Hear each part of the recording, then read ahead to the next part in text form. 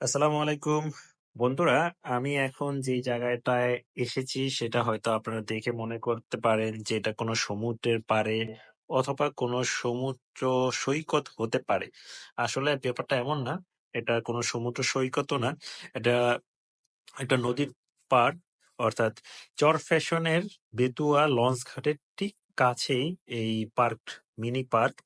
এখানে এত স্রোত আর এত ঢেউ দেখতেছেন, এটার মূল কারণ হলো বর্তমানে নিম্নচাপ চলতেছে। এই নিম্নচাপের কারণে এইরকম ঢেউ এবং প্রচুর স্রোত দেখা যাচ্ছে। মনে হচ্ছে যে না, এটা কোনো একটা সি বিচ অথবা আমি কোনো সি বিচের কাছাকাছি চলে আসছি। আসলে বিষয়টা এমন না। আপনারা যারা চরফ্যাশন বেতুয়া লঞ্চ ঘাটের সামনে আসবেন তখন এই জায়গাটা দেখতে পারবেন। আপনাদের সকলের দাওয়াত রইল এই জায়গাটা দেখার জন্য। ভালো লাগবে।